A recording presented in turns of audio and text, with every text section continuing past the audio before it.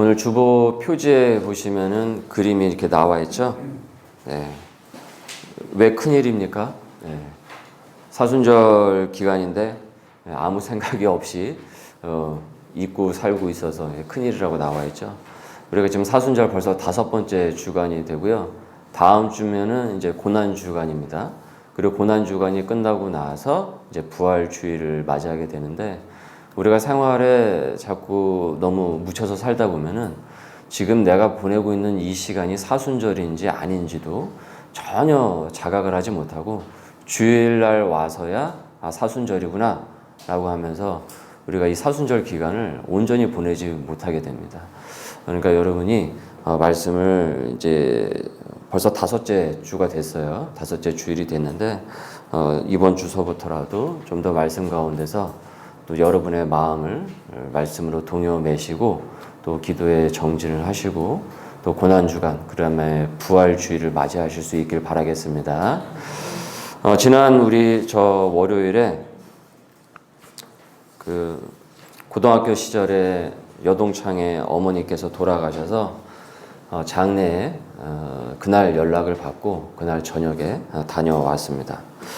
소식이 이제 끊겼는데, 그 친구와는 소식이 오랜 시간 동안 끊겼는데, 다른 친구로부터 이제 부고의 소식을 받고 17년여 만에 이제 중년이 돼서 만났습니다.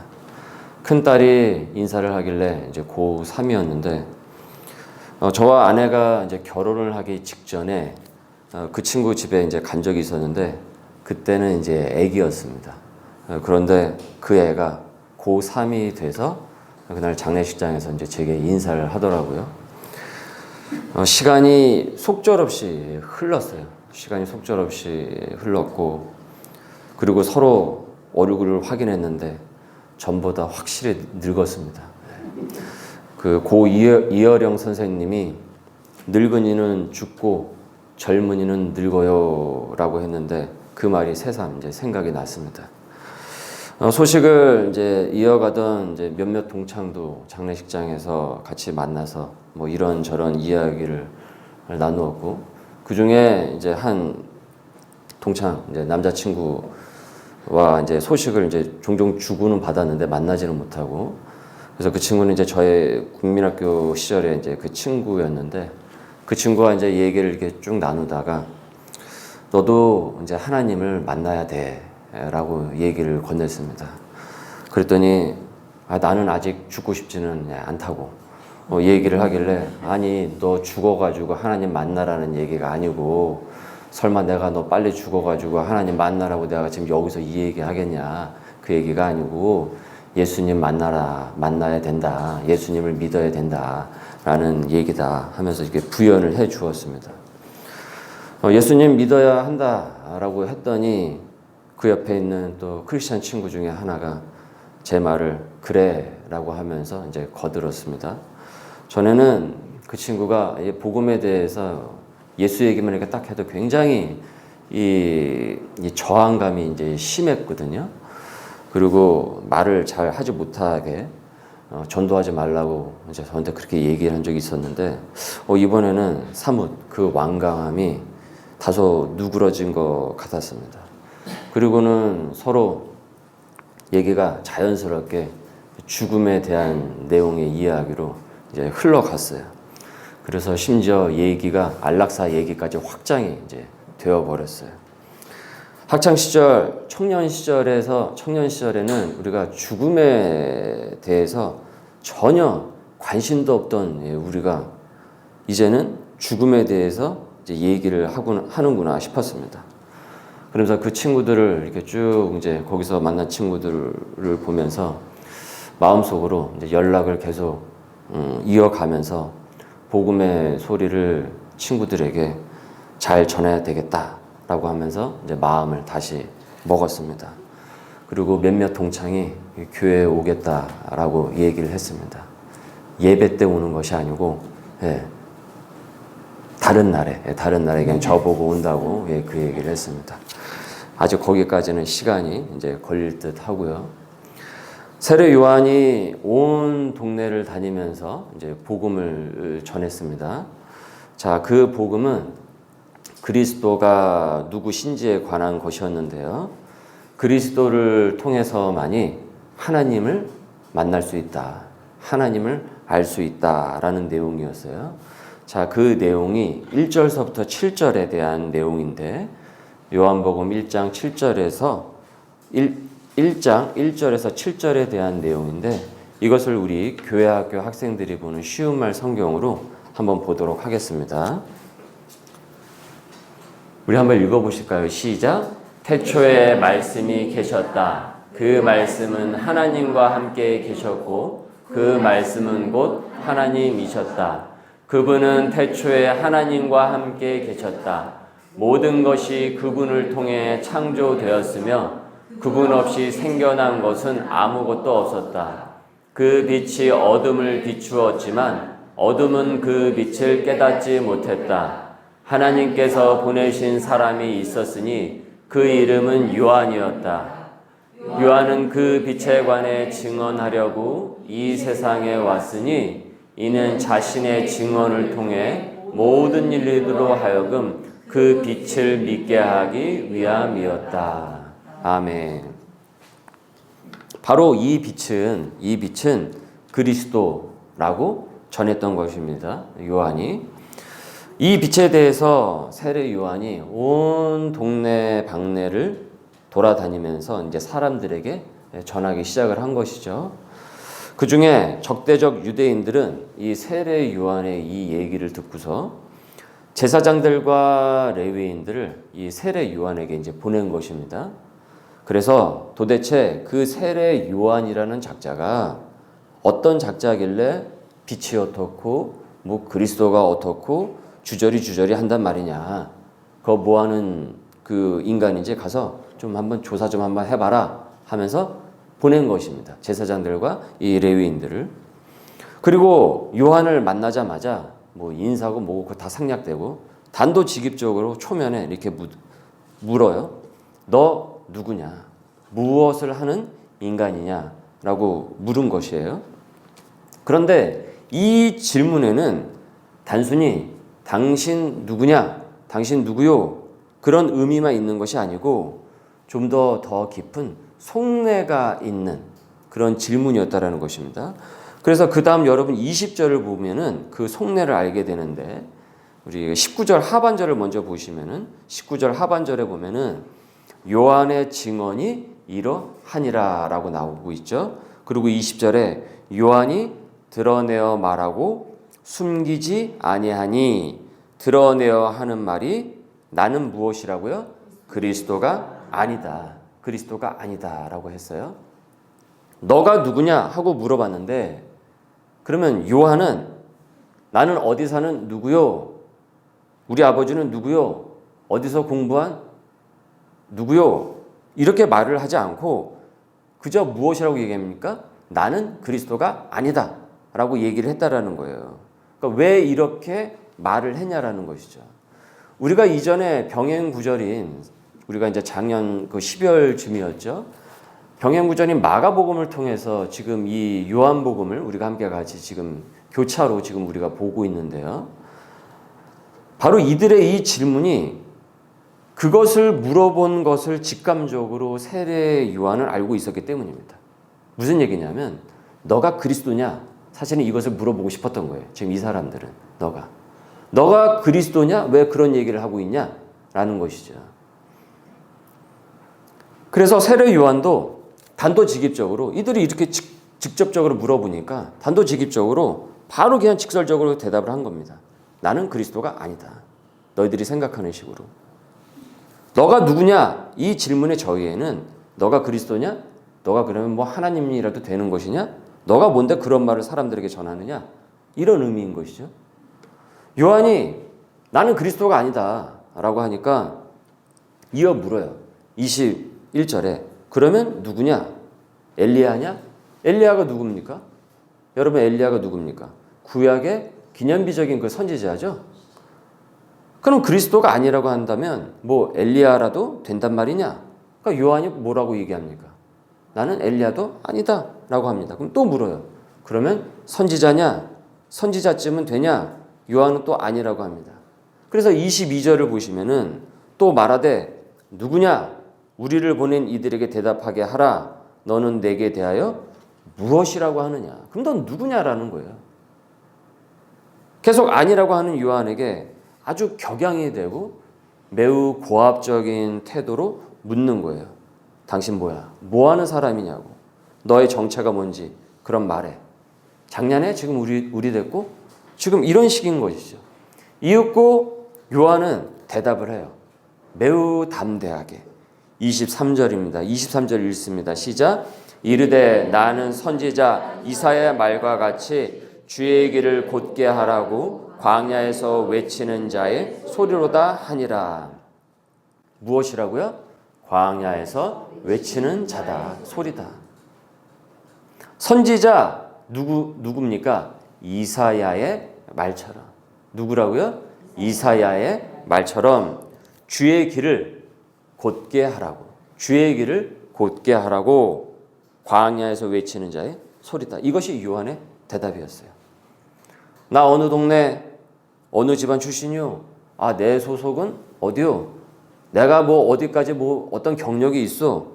이런 우리 아버지가 누구요? 이런 출신과 배경에 또는 자신이 갖고 있는 어떤 직함으로 자신을 소개한 것이 아니고 명함을 돌리듯이 한 것이 아니고 선지자 이사야의 말처럼 무엇이라고요?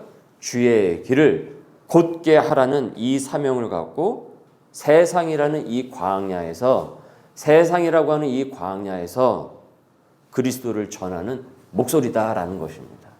이것을 외치는 소리라고 표현했던 것이죠. 즉 세례 요한의 자소서인 셈인 것이죠. 자기 소개인 것이죠. 그러면 여러분 이사야의 말이란 무엇입니까?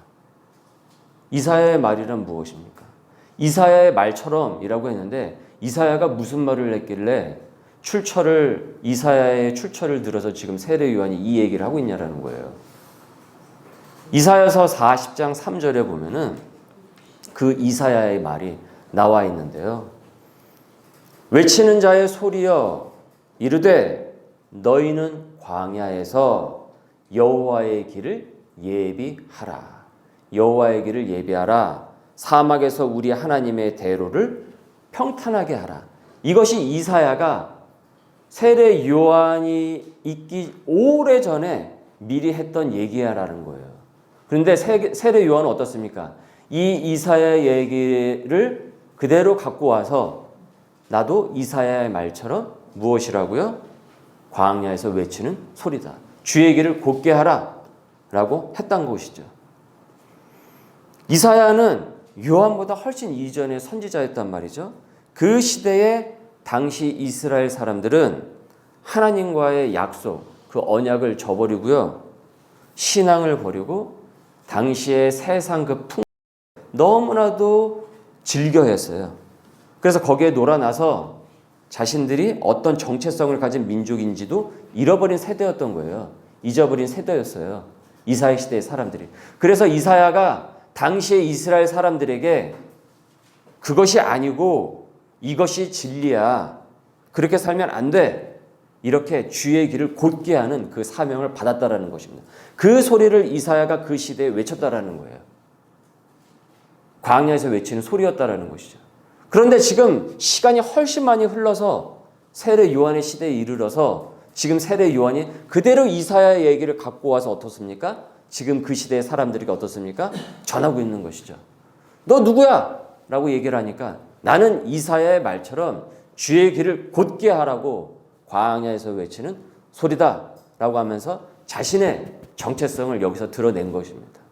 요한의 자소서인 셈인 것이죠. 그 소리의 절정은 앞으로 오실 메시아인 그리스도 오심을 이미 이사야가 예언을 한 것이었는데 그것이 지금 방금 우리가 읽은 이 구절이 해당되는 거예요.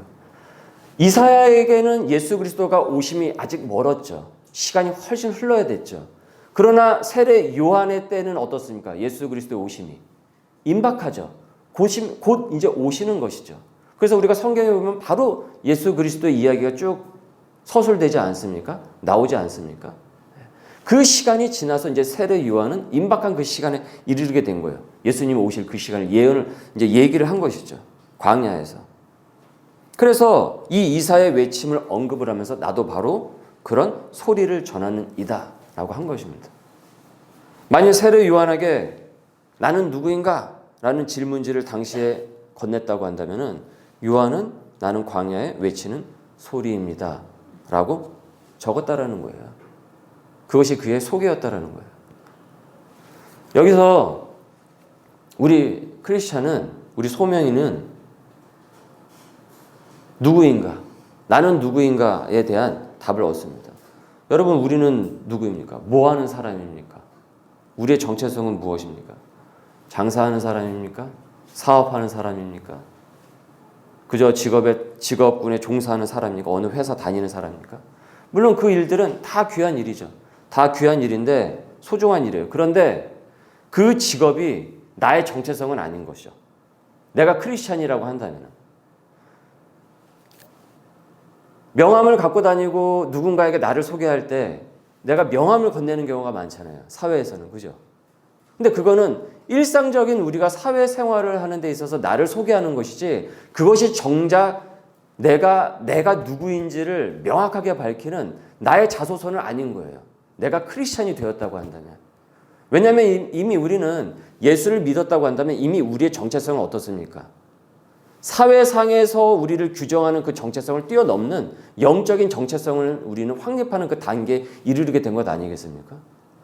육의 눈으로 우리는 이 세상을 바라보는 것이 아니라 이젠 무슨 눈으로 바라봅니까? 영의 눈으로 세상을 바라보죠. 육의 눈으로 바라보는 것은 자본주의 시각에서만 이 땅을 바라보는 거예요. 경제적이고 합리적인 것 수준에서만 이 땅을 바라보는 것입니다. 거기엔 돈이 얽혀져 있죠. 사회의 각 관계 안에는 관계는 비즈니스가 얽혀져 있죠. 저 사람이 나에게 도움을 줄 것인가, 도움을 주지 않을 것인가, 이것으로 바라본단 말이죠. 이건 육의 시각이란 말이죠. 그러나 내가 예수를 믿고 하나님을 믿게 되면은 육의 시각이 아니라 무엇의 시각이 띄어지게 된 겁니까? 영의 시각이 띄어지게 된 것이죠. 그러면 그의 정체성도 어떻습니까? 달라질 수밖에 없는 것이죠. 세례 요한이 육의 시각으로만 사는 사람이었다고 한다면 당신 누구요? 라고 했다면 그는 자신의 소속부터 밝혔을 거예요. 바리새인들이 자신의 소속을 밝히잖아요. 나는 사내들인 공의회의 의원이다. 이런 식으로 자신의 기득권을 얘기한단 말이에요. 사회의 위치를 얘기한단 말이에요. 그건 명함이에요. 그러나 그리스도인이 되었다라는 것은 육적인 시각에서 머무는 것이 아니라 이미 영적인 시각에 열린 사람이기 때문에 그 정체성도 바뀌게 된 것이에요. 지금 세례 요한이 나는 광야에서 주의 길을 곧게 하라고 외치는 광야에 외치는 소리다라는 것은 더 이상 육의 사람이 아니라 나는 이제는 하나님을 온전히 믿는 예수 그리스도를 주로 믿는 영의 시각의 사람이라는 것을 자기가 소개를 한 것입니다. 우리는 여기서 우리 크리스찬이, 우리 소명의 사람이 과연 어떤 정체성을 갖고 있어야 되며 어떤 나의 자소서를 써 내려가야 되는지 이 세상에서 그것을 우리는 발견을 하게 됩니다. 말을 보면은 여러분 그 사람을 압니다. 인상만 보면 우리가 그 사람을 아는 게 아닙니다. 사실은. 그 인상만 보면 오해를 많이 하게 되어 있어요. 그러나 말을 나누게 되면 어떻습니까? 그 사람을 알게 되죠. 왜 그렇습니까? 왜 그렇습니까? 그 말하는 시간을 오래 지켜보면 지켜볼수록 들으면 들을수록 그 사람이 어떤 사람인지 파악이 돼요. 왜냐하면 말이라는 것은 그 사람의 생각이고, 그렇죠? 그 사람의 생각이고 그 사람의 중심이기 때문입니다. 그게 말로 나오는 것이에요. 그 사람의 평소 관심사를 그가 말하기 때문입니다. 육에 관심이 많으면 당연히 육적인 걸 얘기를 하겠죠. 그러나 그것을 넘는다고 한다면 영적인 세계가, 영적인 언어가 훨씬 더 많이 나오겠죠. 이것을 우리는 흔히 신앙적 표현으로 하늘의 언어라고 하지 않습니까? 그래서 우리의 가정이 하늘의 가정이 되기 위해선 하늘의 언어가 우리 가정 가운데 계속 가득해야 된다고 우리가 얘기 나누지 않았습니까? 하늘의 언어의 씨를 계속 가정 안에 뿌려야 되는 것이죠. 그가 살면서 외치는 소리가 그가 살면서 외치는 그 소리가 결국은 그 사람이고요. 그 사람의 자소서예요. 그 사람의 정체성입니다. 내가 이 세상의 광야에서 어떤 소리를 내가 내고 있는가? 어떤 말을 내고 있는가? 결국 내가 내뱉는 그 말이요. 이 세상을 떠도는 것입니다. 이 광야의 세상을 떠도는 것입니다. 그 말이 내가 알던 모르던 누군가에게 영향을 끼치고 있는 것이에요. 그 말이 결국 내가 누구인지를 가리키고 있는 것이죠. 이번에 동창들을 만났는데 장례식장에서 만났는데 여러 얘기를 하는데 한 4시간을 있었습니다. 왜냐하면 두어 시간만 있으려고 했는데 어느 친구가 계속 늦어가지고 그 친구 기다리다가 11시가 돼서 저도 막차 끊어질까 봐 전철 타고 갔거든요. 차가 하도 인천이라서 막혀서. 근데 어쨌든 11시 임박해서 한 4시간 정도를 거의 거기서 있었는데 여러 얘기를 나누는데 저는 기억도 못 하는데 그 친구가 내가 그런 말을 했다라고 얘기를 하고 있는 거예요. 근데 저는 그런 말 한 기억이 전혀 없어요. 그러니까 말이라는 것이 얼마나 무섭습니까? 나는 생각도 못 하고 있는데 어느 순간 누군가에게 그 마음밭에 심겨져 있는 거예요. 다행히 나쁜 말은 아니었던 것 같아요. 예, 다행히. 예. 나쁜 말을 안 한 건지는 모르겠지만 나쁜 말은 아니어서 참 다행이다라고 생각을 했는데 결국 이 세상에서 그리스도의 진리라는 그 소리를 외치지를 않으면은 우리는 저항에 사실은 부딪힐 일도 없어요. 그렇죠. 이미지에 별로 타격을 받을 일도 없을 것이에요. 보편적이고 사회 통념상 받아들일 내용만 우리가 이야기를 한다고 한다면은 사실 우리는 예수를 믿는 사람으로서 저항을 받을 이유가 없어요. 여러분 생각을 해보세요. 사랑합시다. 서로 존중합시다. 정직합시다. 서로 보듬어 줍시다. 여러분 이 얘기를 하는데 사회적으로 이 얘기가 저항을 받는 얘기입니까? 예? 이 얘기가 저항을 받습니까? 왜 그런 얘기 하고 다니냐고. 여러분 욕 얻어먹겠습니까? 아닙니다. 이런 얘기를 하면 칭찬을 받죠. 오히려. 맞다고. 그런 그 얘기가 필요한 얘기라고. 이런 소리는요. 예수 믿지 않는 사람들도 그래. 그게 종교지. 그게 바른 소리지. 문제 삼지를 않아요. 그런데 예수 그리스도를 통해서만이 진정 하나님을 만날 수 있고 그분이 인간의 죄에 대한 근본 치료책이 되어주시고 그것 때문에 십자가에 못 박히셨다. 그리고 부활을 하셨다. 그리고 예수 그리스도는 분명히 다시 오신다고 하셨다. 그때 우리 모두는 하나님의 심판대, 판결대 앞에 다 서게 될 것인데 생명의 부활과 사망의 부활의 그 가늠자에 나눠지게 될 것이다. 주 예수를 믿으라. 그리하면 너와 내 집이 구원을 얻으리라. 그래서 예수 그리스도께서 이 땅에 오셨다. 그것을 전하는 것이 바로 교회이고 크리스찬의 삶이다. 그리스도인은 이 진리를 세상의 광야에서 외치는 사람들이에요. 그런데 이런 말은 어떻습니까? 세상으로부터 저항을, 논쟁을 상당히 그 비위를 불러일으킬 수밖에 없어요. 거스를 수밖에 없는 얘기예요. 방금 말씀드린 사랑, 존중, 격려 등의 보편적인 윤리 개념, 이 소리가 틀리다라는 것이 아니에요, 여러분. 우리가 성경 보시면 알겠지만 그리스도의 진리에는 이것이 다 어떻습니까? 들어가 있죠. 다 들어가 있어요. 하지만 그건 일부예요. 일부. 보통 기독교는 사랑의 종교로 많이들 인식을 하는데 그게 맞는 말이면서도 많은 설명이 필요한 말이라는 거예요. 왜 사랑하냐라는 거예요. 왜 사랑하냐고. 여러분 왜 사랑합니까? 왜 용서해 줍니까? 왜 미워하면 안 되는 겁니까? 왜 함께 같이 품고 같이 가야 되는 것입니까? 왜요? 예수님 때문에 그렇게 가는 거예요. 예수님 없으면 우리가 굳이 그렇게 살아야 될 이유가 무엇이 있습니까? 예수의 근거가 부족하다고 한다면, 그 근거가 없다고 한다면 여러분 미운 사람을 사랑할 수가 있겠습니까? 용서할 수가 있겠습니까? 그게 안 돼요. 왜 사랑해야 하는지에 대한 이유를 모른 채 아니 어떻게 사랑을 할 수 있고 어떻게 용서할 수 있겠어요? 어떻게 미워하지 않을 수가 있겠냐라는 거예요. 근데 세상은 거기까지는 바라지 않는 거예요. 사랑합시다. 정직합시다. 서로 도와줍시다. 보편적 윤리 개념까지는 괜찮다는 거예요. 그러나 예수 그리스도는 원치 않는다라는 거죠. 그런데 세례 요한은 무슨 얘기를 하고 있습니까? 본질적인 그 얘기를 하고 있는 거예요. 전제적인 얘기를 전하고 있는 거죠. 그럼 당연히 어떻습니까? 저항에 부딪힐 수밖에 없는 거예요. 그러니까 어떻습니까? 광야에서 무엇이요? 외치는 소리가 될 수밖에 없는 거죠. 광야는 거칠잖아요. 저항이 심하잖아요. 그러니까 외치는 소리가 될 수밖에 없었죠. 이사야가 살던 시절이 광야였죠. 거칠잖아요. 모두가 다 반대로 가고 있잖아요. 그러나 거기서 온전한 하나님을 전하고 있으니 당연히 이사야가 어떻게 했습니까? 광야에서 외치는 저항을, 수없는 저항을 맞이하는 그 소리가 될 수밖에 없었던 것이죠. 이것을 그대로 갖고 와서 세례 요한이 지금 예수님이 오신 이 시점에 이 가운데서 이 얘기를 전하고 있는 것입니다.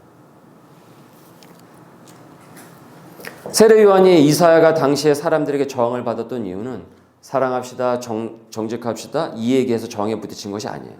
그래서 이 유대인 그룹이 세례 요한에게 찾아와서 따졌던 것이 아닙니다. 그런 말만 했으면은 오히려 좋은 얘기 한다고, 저 세례 요한이라는 사람이 좋은 얘기 한다고, 괜찮은 사람이네 하면서 칭찬받았을 것이에요. 그런데 진정 근본적인 이야기, 그 사랑의 본질인 예수 그리스도에 대해서 전하니까 그것을 문제 삼고 요한에게 온 것입니다.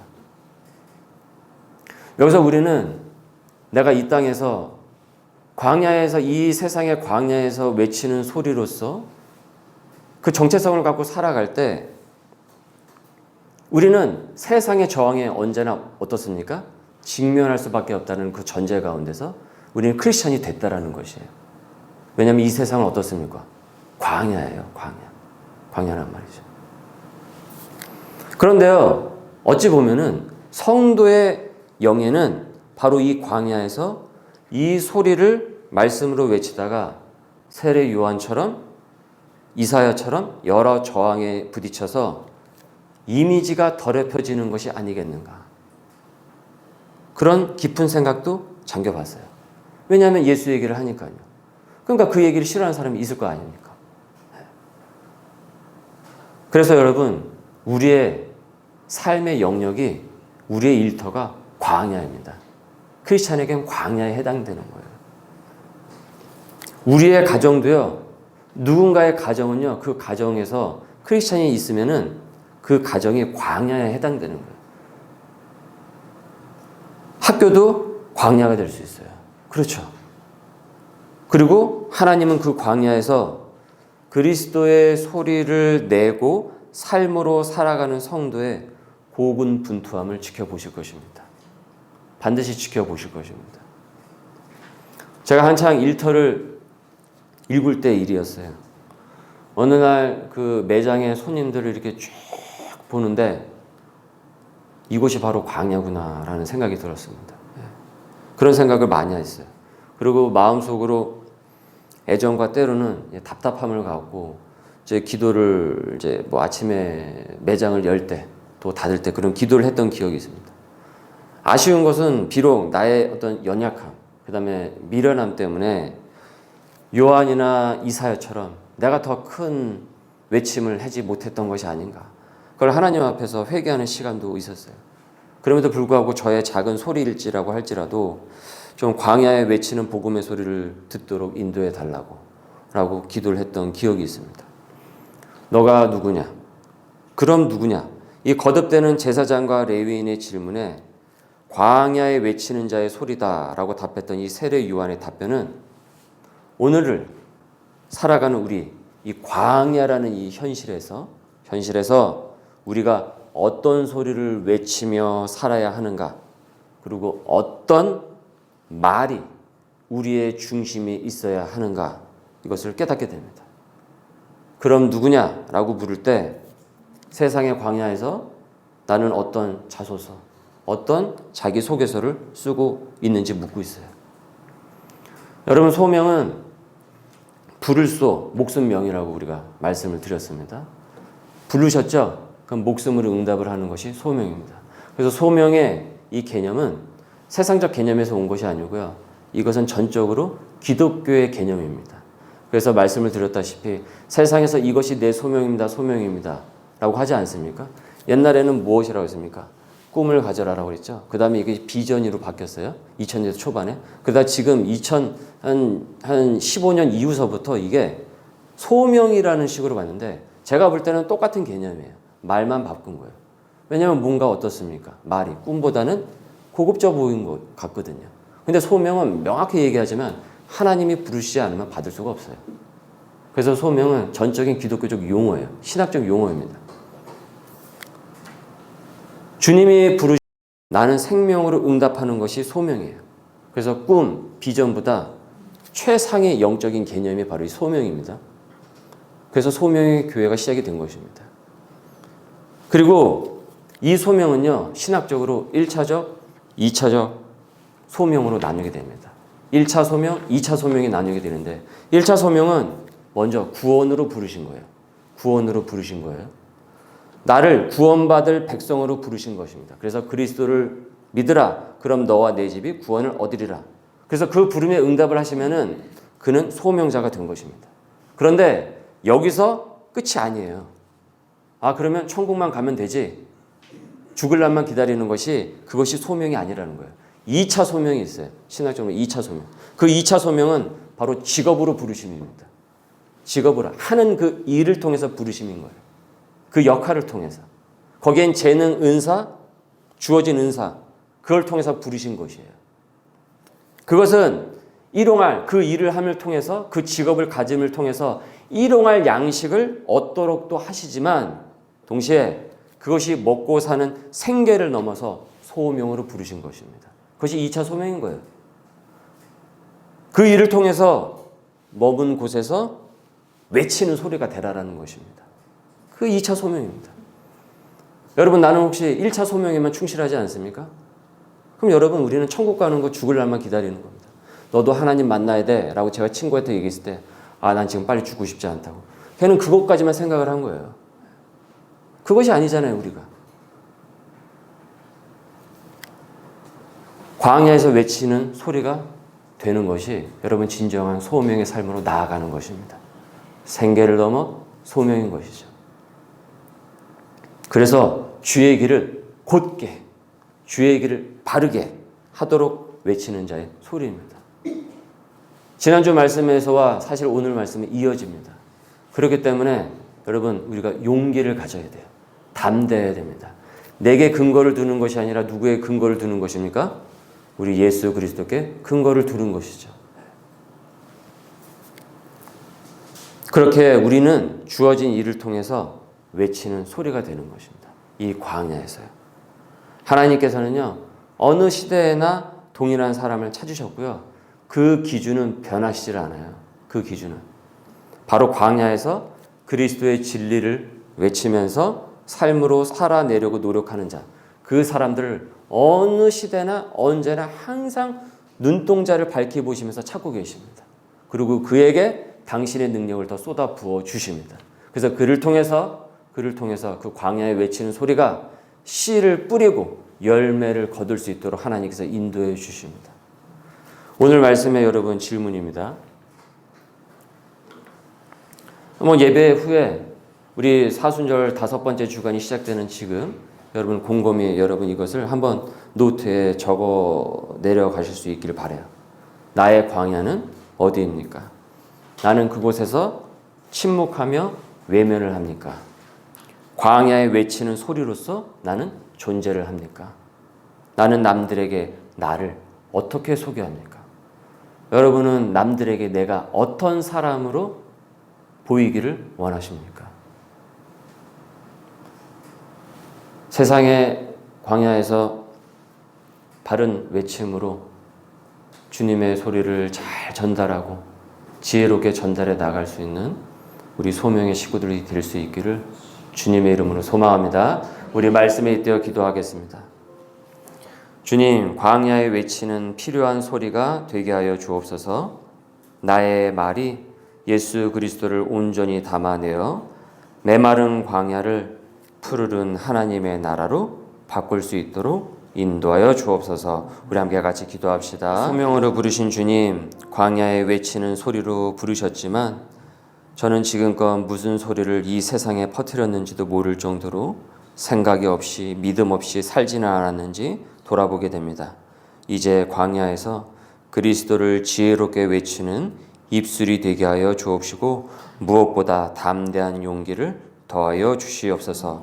세례 요한처럼 이사야처럼 말씀에 깨어있고 기도로 무장이 될 수 있도록 인도하여 주옵시고 이 거친 세상의 광야를 푸르른 하나님의 나라로 바꾸어 갈 수 있는 능력을 더하여 주옵소서. 그곳이 가정, 일터, 우리 주변 어느 곳이든지 그 힘이 닿도록 역사하여 주옵소서. 감사함에 예수님의 이름으로 기도드립니다. 아멘.